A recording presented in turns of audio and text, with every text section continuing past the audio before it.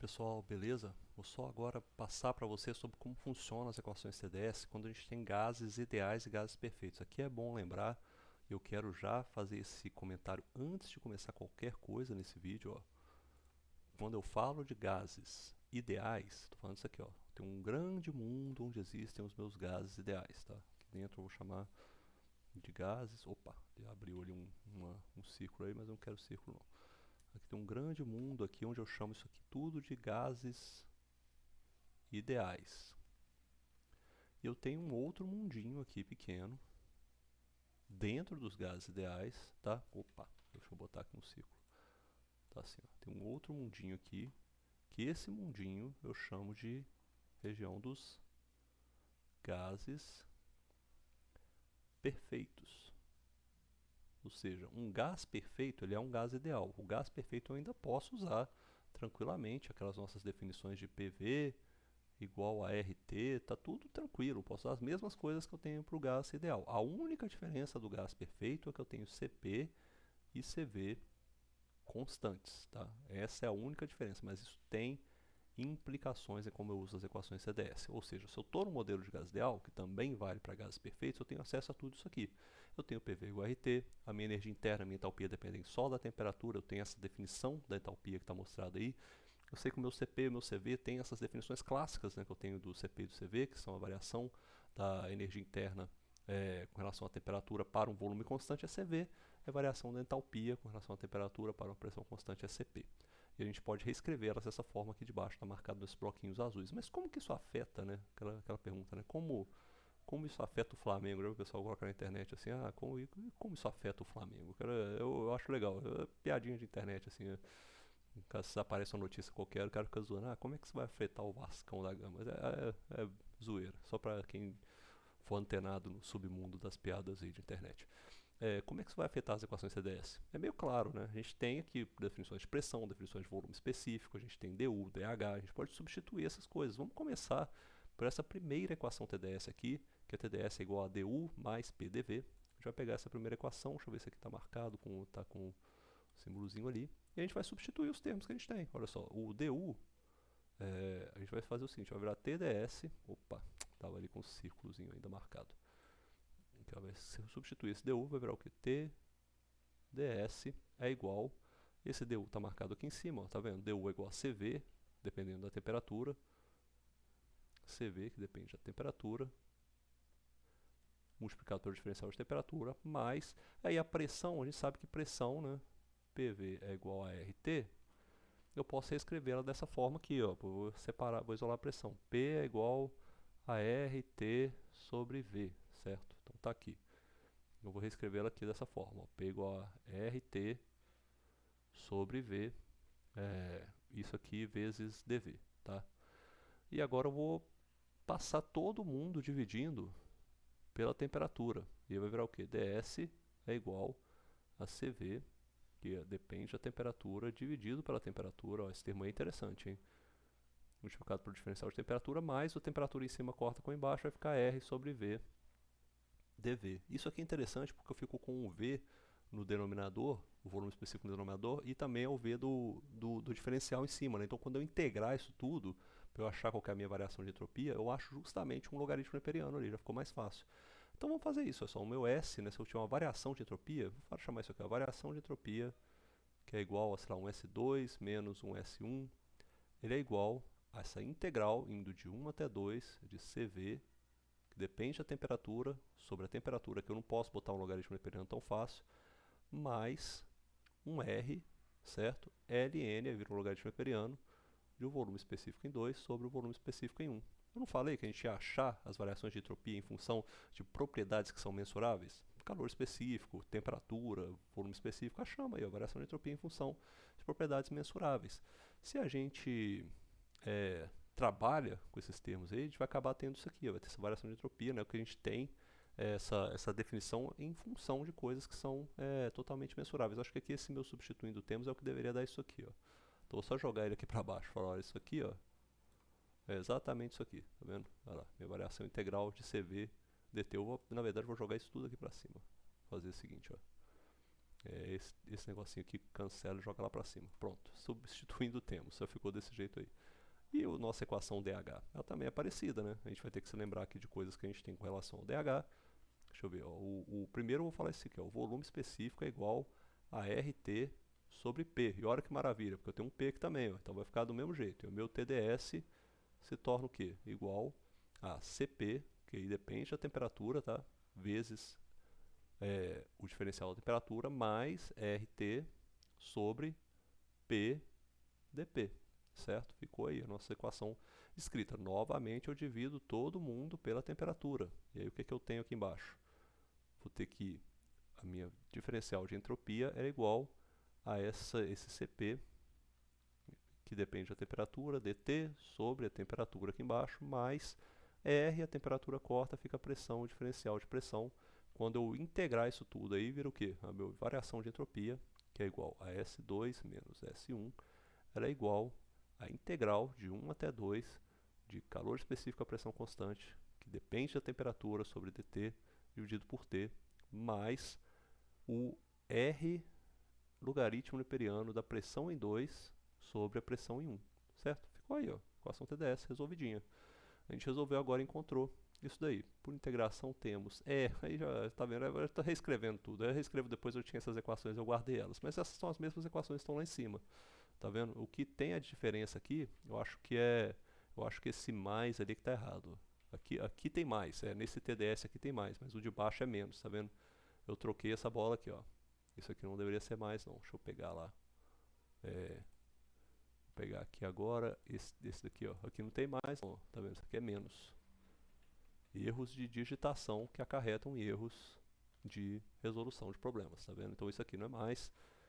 Esse termo aqui também, ó. Aqui não é mais, aqui não é mais e aqui não é mais também, é menos, né? Então fica desse jeito aqui, ó. Conferir ali o meu problema. Eu sei que um é mais e outro é menos, eu nunca lembro qual é qual, mas aí chegou a solução dos meus problemas ali, ó. Tá vendo? Tudo vira isso aqui, vira esses termos aí, a gente tem eles aqui.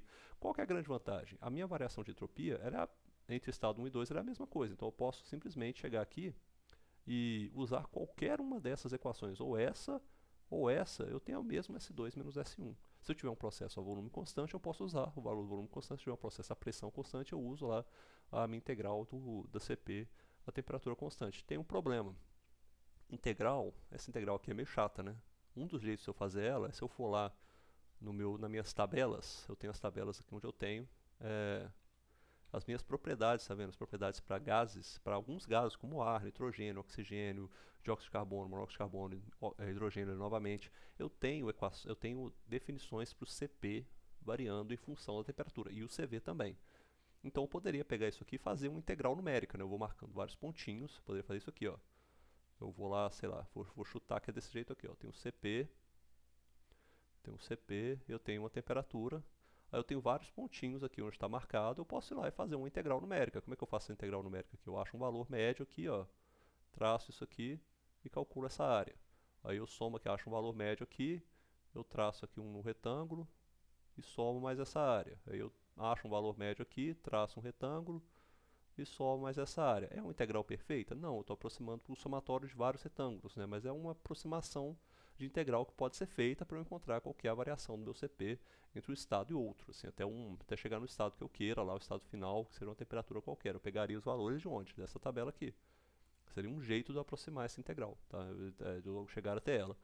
Eu posso fazer isso. Ou existe já uma solução que é mais prática, que é essa daqui, ó. Essa integral de CP, ela tem um valor que ajuda a gente a resolver ela, que é esse S0. S0 é uma entropia também, mas uma entropia dada para um caso. Não sei como é que eu explico isso direito, cara. Eu vou só falar que é um S0, um valor que está lá na tabela, uma entropia dada, que ela é representada para você resolver essa integral. Quando você tem, e você vê que ele depende só da temperatura, exatamente como o nosso CP aqui depende só da temperatura, esse S0 depende também só da temperatura. E ele está tabelado para várias temperaturas, para vários gases também.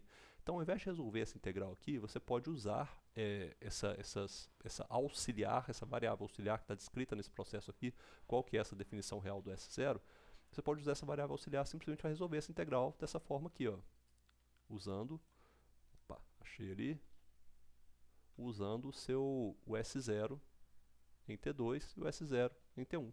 Tá? É muito mais prático fazer isso, na verdade, do que você ter que resolver integral numérica, por exemplo. Só que isso só vale, esse S0 só vale para CP. Ou seja, você vai usar o S0, você tem que usar essa equação aqui, ó, do CP. Então não pode confundir essa parte. Se a gente substitui essa integral aqui dentro da equação, que a gente estava fazendo aqui, que é essa integral, se a gente substitui por esse termo aqui auxiliar, a gente tem isso, ó. A variação da nossa entropia depende dessas variações S0 entre duas temperaturas menos o R P2 sobre P1. Para o que equivale isso daqui? Isso aqui vale para qualquer gás ideal, tá? Qualquer gás ideal. Espera aí. Deixa eu escrever esse ideal que de novo ficou ruim. Ideal. Qualquer gás ideal pode usar isso daqui. Então, ou seja, o S0 está tabelado para gases ideais. Você pode ir lá e buscar o S0. E você vai usar isso para a tabela usando a tabela A22, como está falado aí, se for o ar, ou usando as tabelas A23 para outra substância, se for na base molar. E aí o que você tem que fazer? Eu até trouxe as tabelas aqui, ó. Tabela A22, um pedacinho dela está aqui. Olha só, está na base mássica. Vou até trazer essas tabelas para a gente ver, ó. A tabela está aqui embaixo. Essa daí é meio maluca. Essa aqui, ó, a tabela de gases ideais. Você pode pegar aqui, ó, para cada temperatura, para o ar, tá? Tá vendo? Tá marcado aqui o ar, ó. É só para o ar. Para o ar, para cada temperatura, você tem um S0. Para cada temperatura tem o seu S0. Você pega esse S0 numa temperatura, pega o S0 na outra, S0 de uma menos a outra, é justamente a resolução dessa integral. E aqui está dado na base mássica, ou seja, você não precisa converter nada, mas se você não estiver trabalhando com o ar, vamos ver se está na...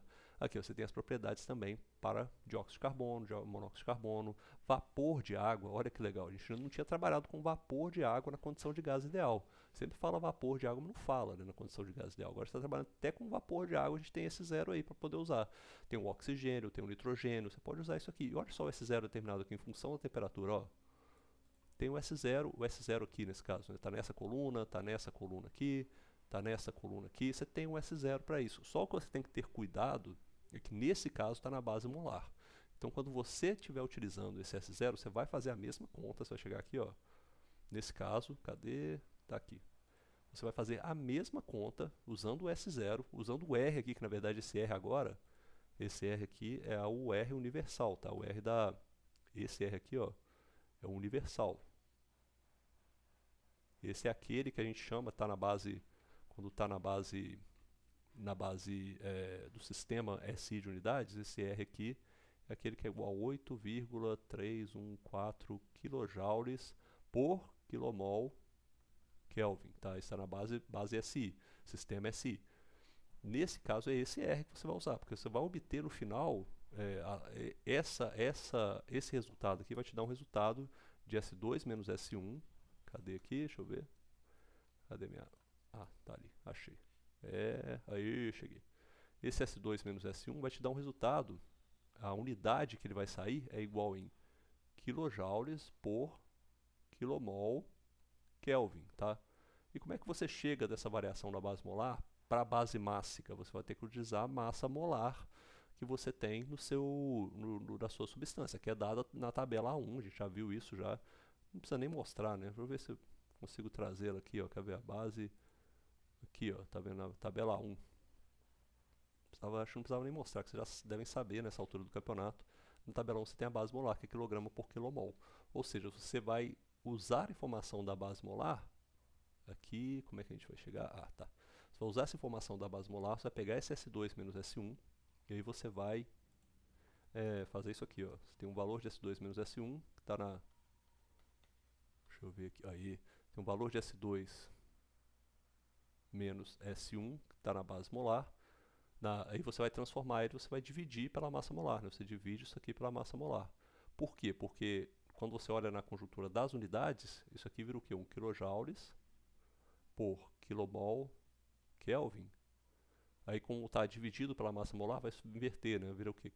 Kmol por quilograma. Aí você corta esse quilomol com esse quilomol e a sua unidade final dá o quê? Kilojoules por quilograma Kelvin, certinho? Então não tem problema nenhum você está trabalhando na base molar ou não está na base molar, qualquer que seja o gás que você esteja trabalhando, pode ser vapor de água, tá vendo? Você pode trabalhar com isso aí. E tem um caso específico, que é esse caso específico que a gente fala, ó, se você estiver trabalhando com gases perfeitos. Se você estiver trabalhando com gases perfeitos, os seus CP e CV são constantes. E o que vale isso aqui? Esse gás perfeito é o quê? Aquela integral então que você tem de CV sobre T dt, ela não é mais dependente da temperatura, é simplesmente igual a CV ln de T sobre T, T2 sobre T1. E vale o mesmo para CP, a integral de CP sobre T dt, aqui de 1 a 2, vou botar aqui de 1 a 2 também, ela é simplesmente igual a CP, que é constante, vezes o ln de T2 sobre T1, tá? É só isso daí, ó. Ou seja, a minha equação fica muito mais simplificada, ela se torna essas equações que estão aqui no lado, ó. Ela se torna essa equação aqui, tanto para o caso que eu tenho um CV que eu esteja utilizando, ou para o caso de um CP que eu quero utilizar, vira isso daí, a variação fica muito mais simples, mas eu tenho que lembrar para quando que eu vou utilizar isso daqui, eu não posso utilizar isso sempre, eu tenho que utilizar isso aqui, ó, nesse caso, ó, eu tenho que me lembrar disso aqui, porque, deixa eu primeiro marcar, porque às vezes também tem essa confusão. Muitas vezes acontece, sabe, de você estar trabalhando com uma coisa, você precisa de uma diferença de entropia para você calcular qual que é a diferença de entropia, porque a diferença de entropia aparece muito facilmente para a gente, né? A gente tem que a diferença de entropia, como ela aparece lá, né, na equação do balanço de entropia, a gente tem isso aqui, ó, sobre T e mais a geração de entropia. Muitas vezes você vai ter que calcular a geração de entropia, você vai isolar para calcular a geração de entropia, isso aqui vai dar justamente aí a sua variação de entropia, né, tipo, com propriedade, menos esse termo de troca de calor. Vamos supor que você pode ter ou não a troca de calor, aí você vai zerar ou não esse termo aqui, mas você vai ter que de alguma forma calcular esse termo aqui, ó, esse ΔS, né, ele vai ter que aparecer aí para você. Quando você tiver que calcular esse termo aqui, ó, você tem que olhar bem para o que você está fazendo. Se você tiver, por exemplo, uma propriedade que for um vapor superaquecido, por exemplo, ela está como um vapor superaquecido. Eu vou procurar esse vapor superaquecido usando as equações CDS para gases perfeitos? Não, porque um vapor superaquecido ele tem muitas forças. Deixa eu ver se eu acho aí. O vapor superaquecido ele tem ainda a presença de fortes interações intermoleculares. Em fato, a gente pode olhar isso aqui, quando a gente estiver fazendo isso, ó, a gente pode olhar isso daqui e ver o seguinte. Deixa eu fazer o desenho do gráfico aqui novamente. Ó. Vou fazer um gráfico, fazer isso aqui, ó, um gráfico aqui, temperatura e volume aqui assim. Ó. Temperatura e volume, tá? Aí eu vou desenhar aqui agora o domo de líquido vapor, né? Vou botar ele aqui assim. Ó, o meu domo de líquido vapor. E aí eu tenho, por exemplo, uma linha que seja... na verdade eu vou fazer esse gráfico aqui da seguinte maneira. Vai ser um gráfico de... Vai ser um gráfico de pressão vezes volume, quer ver? Vai ser um gráfico de pressão. Eita, esqueci aquele negócio lá em cima. Essa seta aqui, ó. Vai ser um gráfico de pressão vezes volume, tá? E aí eu vou pegar aqui nessa cor azul uma linha que seja de isotemperatura. Ó. Chegou aqui, passou, uma linha isotérmica. E ela desce para lá, tá? Nesse caso aqui, ó, eu estou falando dessa região onde eu estou aqui, é uma região de vapor superaquecido. Na verdade, a região ali de cima, acima do domo, né? Se eu estiver falando, por exemplo, nessa região aqui, ó. Até desfazer isso aqui, eu vou falar, estou nessa região aqui. Estou falando de uma região onde é um vapor superaquecido, certo? Nessa região onde ele é um vapor superaquecido, tá bom. Nessa região onde ele é um vapor superaquecido, eu tenho muitas forças intermoleculares. Eu ainda não posso chamar o meu fluido de um fluido de gás, como gás ideal. Eu não posso usar essas equações do gás ideal. Eu não posso chegar lá e falar, ó, S2 menos S1 é igual a S0 de T2 menos S0 de T1 menos o R logaritmo neperiano de P2 sobre P1. Eu não posso fazer isso aqui, nessa parte. Isso aqui não vale nessa parte, ó. Isso aqui não vale aqui. Ele vale só para quando eu tenho pressões muito baixas, ou seja, o fluido como um gás ideal, ele está por aqui, ó. Quer ver? Deixa eu marcar isso aqui. Ele está com pressões muito baixas, muito baixinhas. Está nessa faixa aqui, ó. Só que ele também está a temperaturas relativamente, considerando aqui que a gente tem o ponto crítico, ó, o ponto crítico está por aqui, assim, deixa eu marcar que eu tenho, por exemplo, aquela temperatura, a pressão, a temperatura aqui do ponto crítico, está por aqui, ó. Ele está a temperatura, se essa, vamos supor que isso aqui vai lá para baixo, assim, está indo lá para baixo. Ele vai estar a temperaturas que estão acima da temperatura do ponto crítico. Ou seja, quando eu olho para essa região do ponto crítico aqui, vou até marcar isso aqui em magenta, tirar esse retângulo, ele vai estar nessa região aqui de pressões muito baixas, mas ele vai ter que estar acima da região, bem acima da região de líquido de ponto crítico. Ou seja, esta região aqui, ó, onde essa minha zona magenta vai cruzar lá com a zona azul, lá na frente, ou seja, temperaturas bem mais altas temperaturas mais altas, pelo menos, que a temperatura crítica e pressões bem mais baixas do que a pressão crítica, nesta região, onde essas duas aqui se cruzam, ó, deixa eu ver se eu chego aqui, nessa região onde as duas aqui estão se cruzando, lá na frente, é aqui que eu tenho a região onde eu começo a falar que isso daqui é gás ideal. E por que eu estou falando isso aqui? Olha, a gente tem que lembrar que o gás ideal é o gás ideal quando eu tenho o Z, que é o fator de compressibilidade, aproximadamente igual a 1. E o Z aproximadamente igual a 1 implica em duas coisas. Eu tenho uma pressão reduzida, que é igual a minha pressão sobre a pressão crítica, que é muito baixa. E eu tenho que ter também uma temperatura reduzida, que é igual a temperatura sobre a temperatura crítica. Vou falar que ela tem que ser maior ou igual a 1, pelo menos. Tem que ser aproximadamente maior do que 1. Por que eu sei disso? Porque eu sei que está lá no nosso gráfico. Ó. No nosso gráfico, na primeira figura que a gente tem, que é essa aqui, ó, é justamente isso aqui. Ó. Olha onde é que está a minha pressão, onde é que está o meu Z aproximadamente igual a 1. A gente viu isso na aula sobre compressibilidade. É justamente as pressões reduzidas baixas e as temperaturas reduzidas mais altas. Podem olhar lá de novo e revisitar essa parte aí. Então lá para frente que está. Ou seja, se eu estiver trabalhando nessa região aqui onde eu tenho vapor superaquecido, eu posso pegar a minha temperatura que eu estou trabalhando, eu posso inclusive fazer isso, sabe? Eu posso pegar, eu estou trabalhando com uma certa temperatura X lá.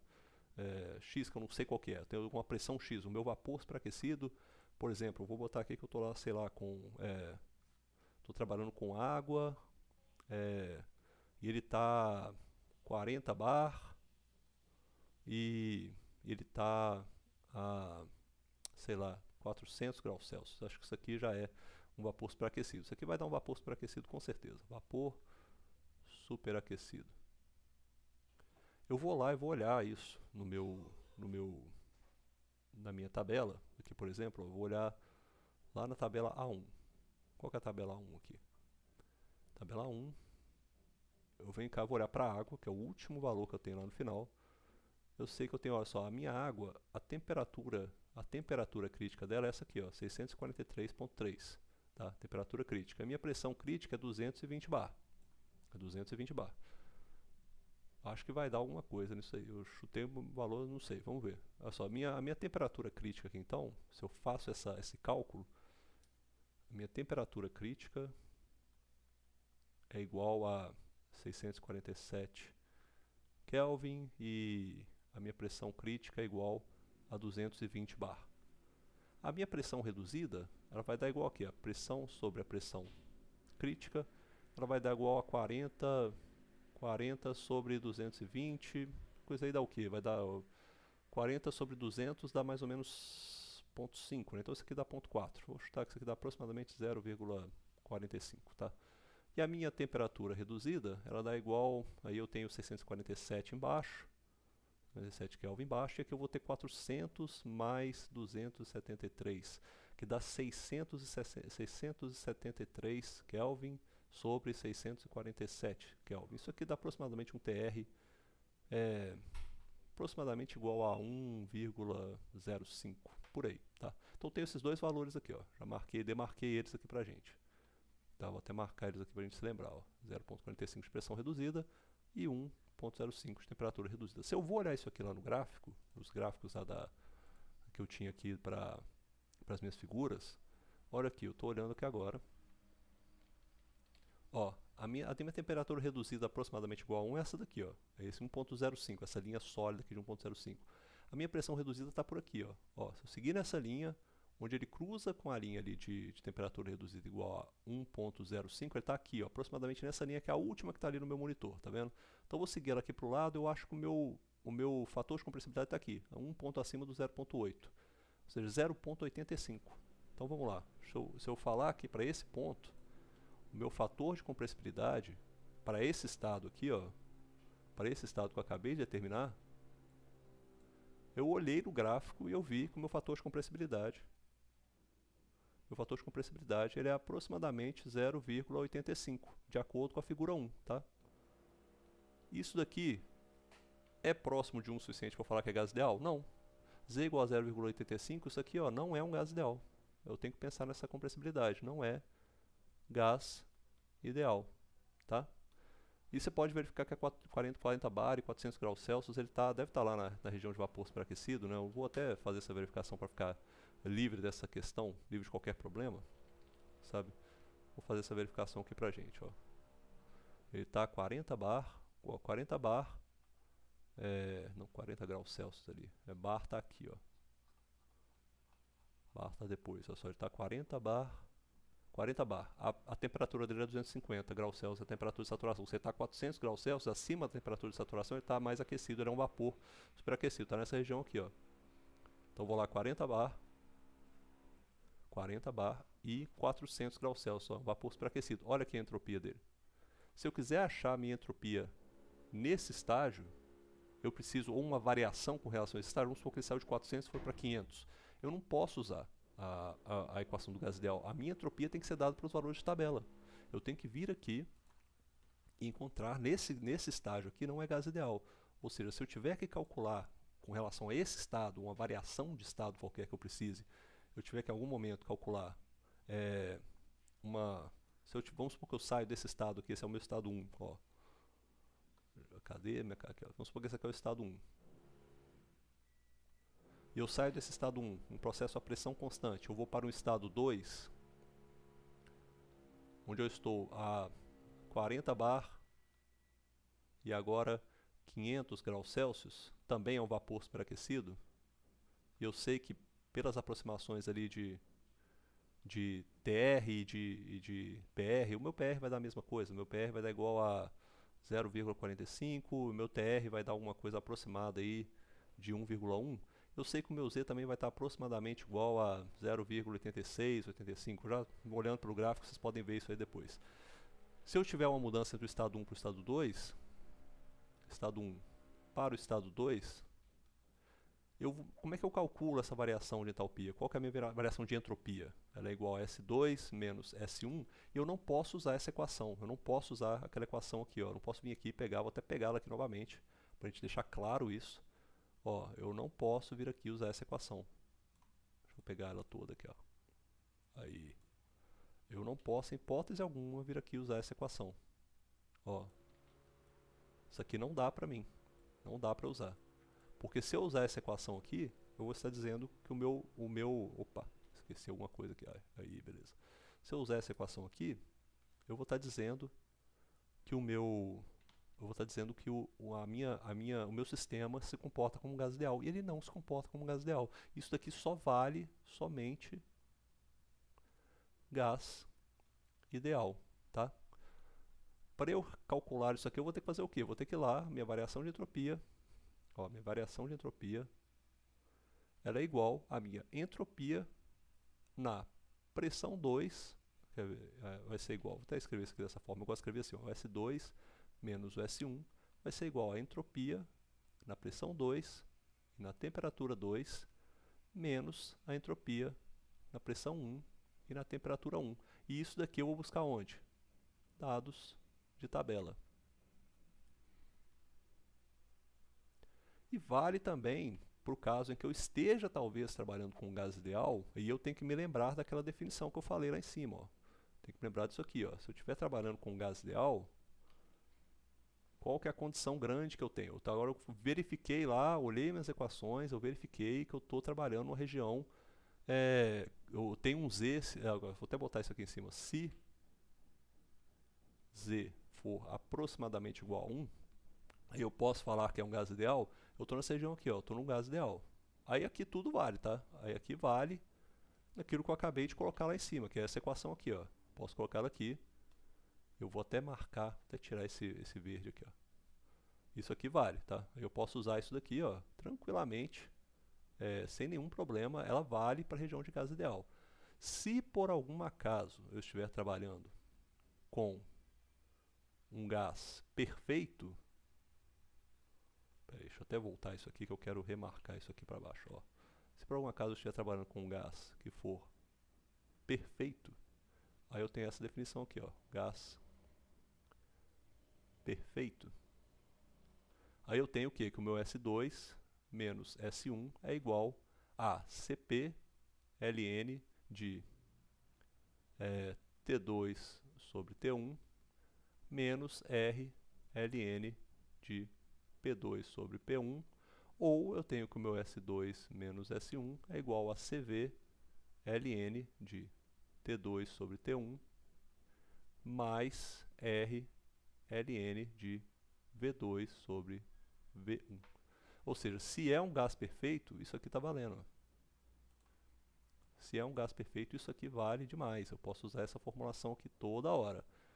Mas se for um gás ideal, eu não posso. E qual que é a diferenciação desses dois? Quando que eu vou usar um gás ideal ou um gás perfeito? Olha, tem uma definição que a gente sabe. Que o gás ideal, se você tiver o gás ideal, a gente vê isso muito em ciclos, tá? O gás ideal ele tem uma variação de temperatura grande, né? Ele chega a temperaturas mais altas. Então ele é um gás que pode estar tanto nas temperaturas mais baixas quanto temperaturas mais altas. Ele está realmente, geralmente, quando você tem processos que vão chegar a temperaturas mais altas, a gente fala que é um gás ideal. Por exemplo, um ciclo diesel. Você está trabalhando com um ciclo diesel, por exemplo. O ciclo diesel, quando você aquece o diesel, quando você tem a combustão do diesel, ele chega a temperaturas de 1000 Kelvin, 1500 Kelvin, pressões altíssimas. Aí é gás ideal. Ciclo Brayton, por exemplo, que está passando ali um motor de aeronave, por exemplo, a combustão faz a temperatura chegar nas alturas, vai sim, muito alta. Nesses casos, é sempre gás ideal. Mas se você estiver um processo, e aí vale você estar um processo, por exemplo, em aerodinâmica, por exemplo, aerodinâmica externa, que é o ar, está lá em cima na atmosfera, está mais frio, a gente chama isso aqui ó, de gás perfeito. Por quê? Porque o gás perfeito ele é um gás de temperaturas baixas. Temperaturas baixas. Isso aqui é característica do gás perfeito. Tanto é que quando a gente trabalha com ciclos, por exemplo, a gente fala ó, ciclo, vou até escrever isso aqui, ó, um ciclo padrão ar frio. A gente trabalha com gás perfeito, trabalha com os modelos de gás perfeitos. E quando a gente está falando de ciclo padrão ar, sem citar que é frio ou não, ou seja, a condição de frio é que faz virar gás perfeito, a gente simplesmente fala que é um gás ideal. E se eu precisar trabalhar com gás ideal, eu não vou usar essas formulações. Eu não posso nem usar aquela formulação, ou seja, para a formulação de ciclo padrão de gás ideal, eu não posso nem usar isso aqui. Ó, falar que, por exemplo, o meu DU é igual a CV dt. Por quê? Porque essa consideração, às vezes, quando eu faço essa consideração, eu estou considerando que o meu CV é constante. Se eu tiver uma variação de temperatura, eu estou considerando que o meu CV é constante. Isso já vale para o gás perfeito, tá? O gás perfeito aí você considera, se o CV é constante mesmo, simplesmente faz a variação de propriedades, fica fácil de achar. Mas tem essas diferenciações. Quando você trabalha com um ciclo que está em ar frio, a gente pode ver isso lá nas nossas propriedades, ó. Quando a gente está trabalhando aqui, por exemplo, lá para baixo, nas tabelas de gás ideal, vou chegar nelas aqui agora. Aqui, ó, propriedades de gases, o gás ideal ar. Você está vendo aqui, ó, o gás ideal ar, nas temperaturas muito baixas, nem tem aqui, né? Temperaturas muito baixas, o CP, na verdade, é praticamente constante, está aqui para cima, na verdade, né? Tá nessa aqui, ó, para temperaturas muito baixas, só 250 Kelvin, 300, 350, o CP e o CV não variam tanto, eles são muito próximos, assim, não variam tanto assim. Chega nas temperaturas mais altas, 1000 Kelvin, eles começam a variar bastante. E a gente percebe isso também quando a gente olha as tabelas de gás ideal, né? Que o CP e o CV, porque você sabe que DU é igual a CP, DU é igual a CV dt e DH é igual a CP dt. Você consegue observar pelas tabelas de entalpia e de energia interna que eles são aproximados, né? São bem quase constantes nas temperaturas mais baixas. Vai chegando nas temperaturas mais altas, eles vão variando mais. Tem que ter atenção a isso, tá? Porque se você está usando um ciclo que você modela como gás ideal, é melhor que você busque essas propriedades de variação de entalpia, variação de energia interna aqui nessa tabela. Se você estiver trabalhando com ciclo, com problemas que estão operando como gases perfeitos, aí você considera aquela condição que o seu Cp ou Cv é constante e você multiplica pela diferença de temperatura e você obtém ou a variação de entalpia ou a variação de energia interna, tá bom? Então é sempre bom ter isso aí em mente, essa diferenciação de gases perfeitos e gases ideais, tá? Não é uma diferenciação, é saber onde você pode usar a consideração de um ou a consideração de outro, beleza? Fica aí, e eu até estou falando aqui, ó, se não houver dados nas tabelas, a solução é integrar numericamente, como eu falei para vocês, essa integral eu falei lá atrás, beleza? Fica aí essa consideração, na próxima aula a gente fala sobre processos isentrópicos. Falou!